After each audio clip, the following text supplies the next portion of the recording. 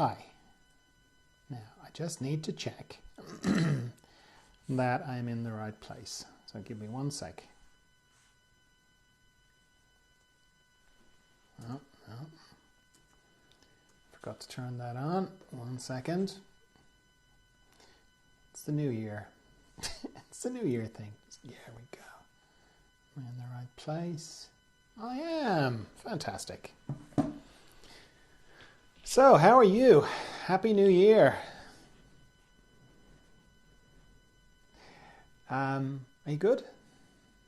I hope you're good. It's fine if you're not, but I hope you're well.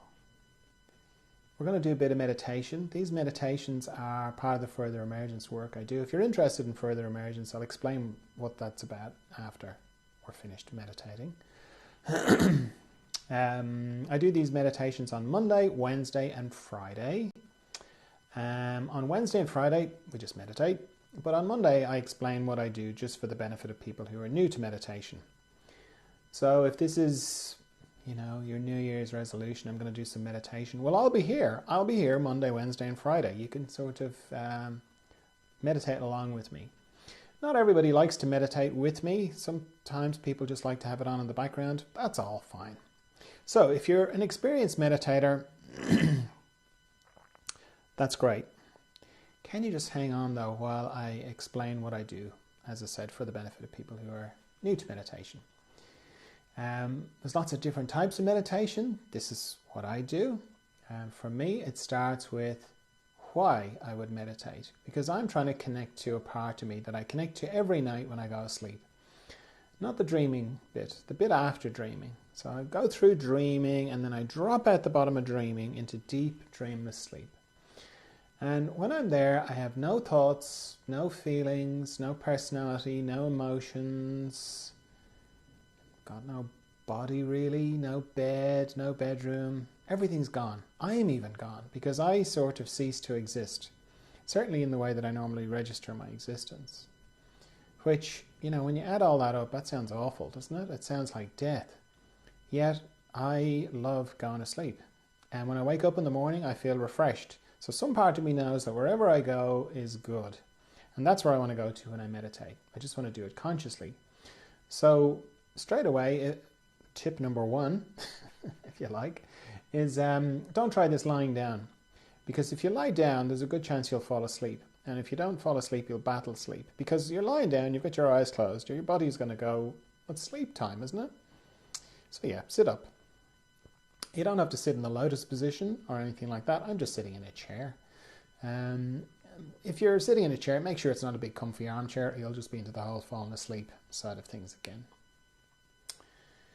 So as I said, there's no thinking in this place that I go to and that I want to go to when I meditate. Don't know why that is, but it's like a room. When I meditate, it's like a room that I go into that my mind can't go into. So my mind has to kind of sit outside waiting, outside the door. So from my mind's point of view, meditation is like super boring. So to help with that, you need to get your mind on board. That's really important, because if you just barge into it and I'm going to have a big fight with my mind, I'm going to dominate my mind into being still, that doesn't work. In my experience, it doesn't work. So having your mind on board is really important, particularly if you're having a long-term meditation practice, if you're going to be doing it long-term. In the beginning, it's not so difficult because your mind is kind of interested in it. It's novel, it's new, it's different. But once it figures out that it's boring, then you're going to need to get it on board.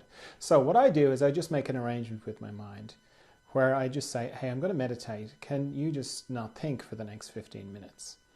And at this stage, my mind is grudgingly okay with that.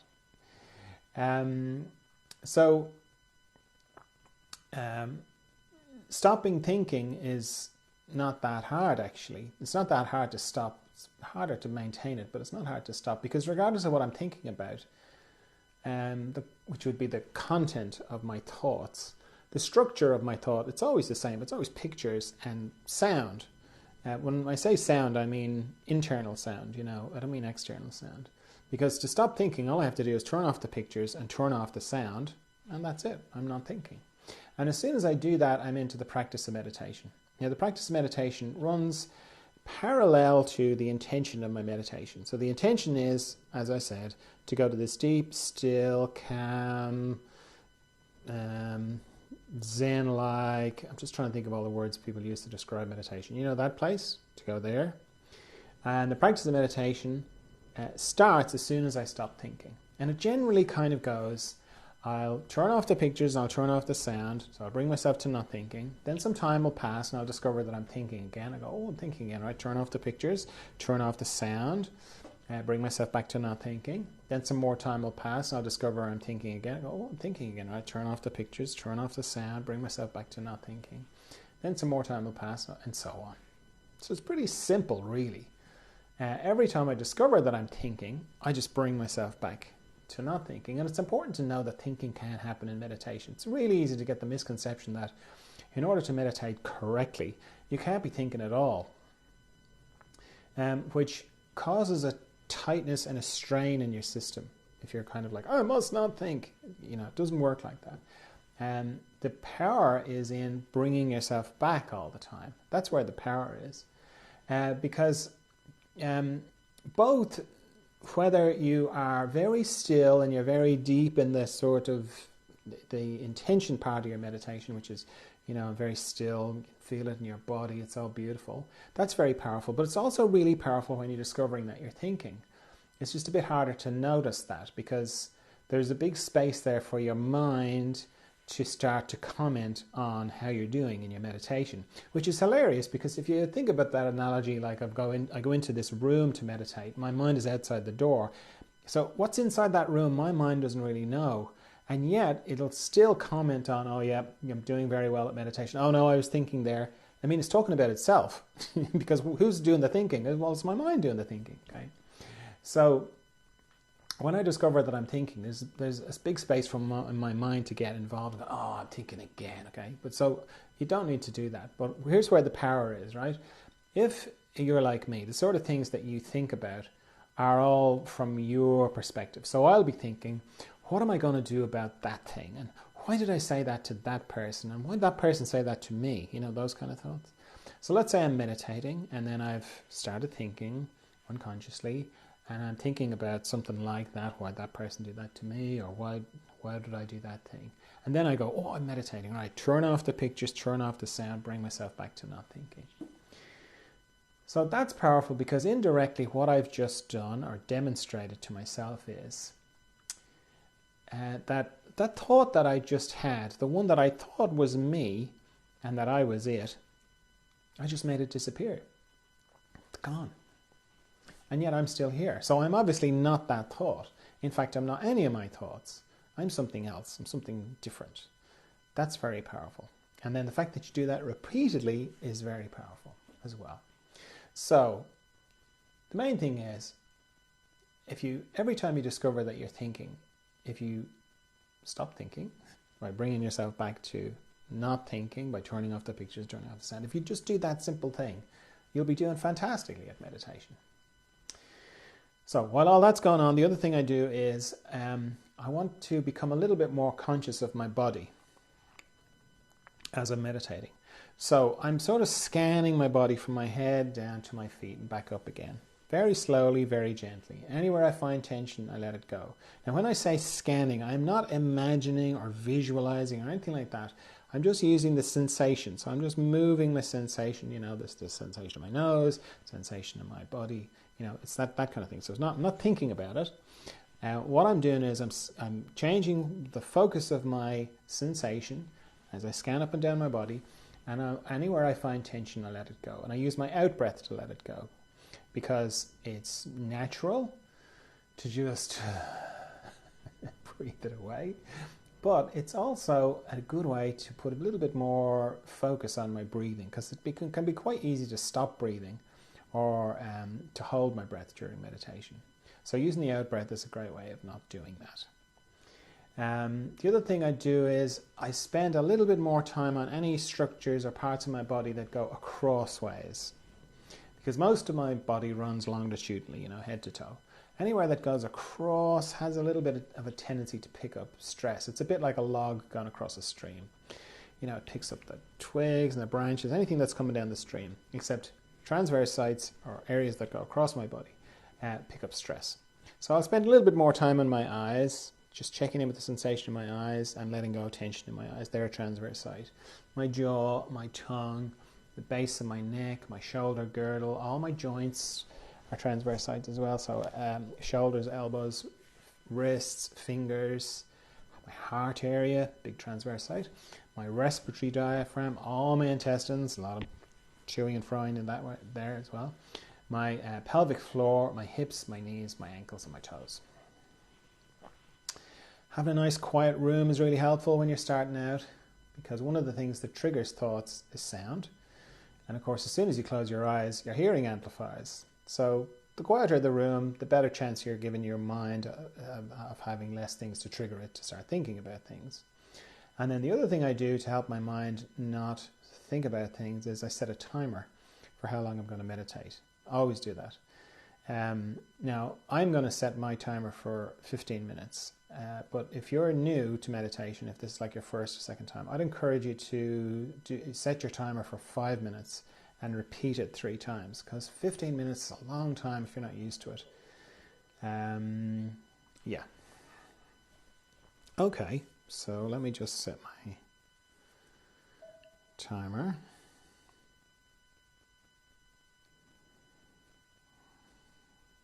Okay, off we go into the mystery.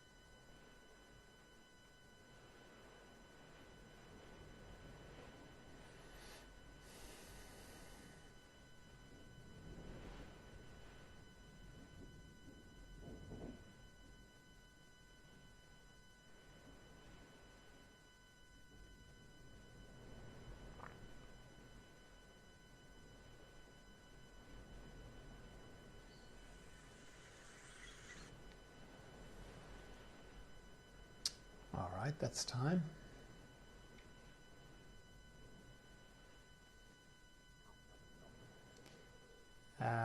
I said I'd explain a bit about further emergence. Yeah, it's to do with growth, inner growth, growth in consciousness, growth in awareness. You could call it spiritual growth. The rough idea is that it's not really an idea, it's more of an observation, my observation, that well, your body keeps growing. No, your body doesn't keep growing. Your body stops growing when you become an adult. But you keep growing on the inside. That doesn't stop your whole life. You keep growing. You only have to think about who you were 5 years ago, 10 years ago. It's really obvious that you keep growing. You're not the same person. And similarly to the way that your body would have gone through periods of accelerated growth when you were a kid, you know, they're called growth spurts. You go through them on the inside as well. And they keep going for the rest of your life, your whole life as well. But there's a big difference between an inner growth spurt and an outer growth spurt. Because if you think about when you were a kid and you were going through a growth spurt and you went to your parents and said, oh, I've got pain in my shins, or wherever you had the growing pains, your parents wouldn't have gone, oh my God, let's go to hospital, you know, or let's bring you to the doctor. They didn't do that. They would have just said, oh yeah, they're just growing pains. It's painful, I know, but they'll pass. It's very natural. It's fine. It's much harder to know that when you're going through an inner growth spurt, particularly when your parents aren't around anymore,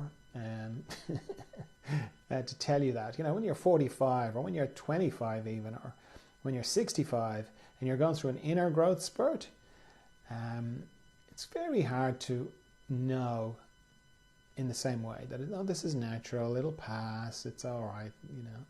Much bigger space to feel like, nope, there's something wrong with me, I'm broken, you know, that kind of space. Whereas there isn't anything wrong with you, you're fine, it is natural, you're just gone through an inner growth spurt. So that's kind of the focus of further emergence. It's like a general support for growth in consciousness, inner growth. I love all that stuff. I've loved it my whole life. I love talking about it. I'm a consciousness fan.